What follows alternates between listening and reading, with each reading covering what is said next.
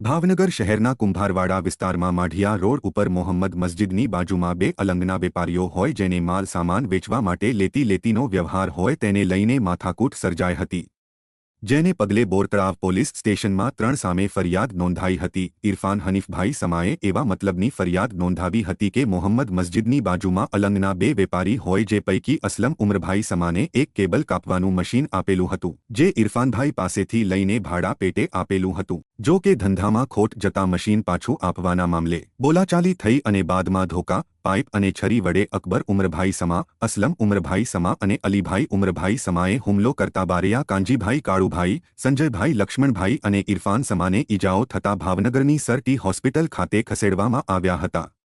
આથી ફરિયાદ બાદ પોલીસે 3 આરોપીઓની ધરપકડ કરી લીધી છે।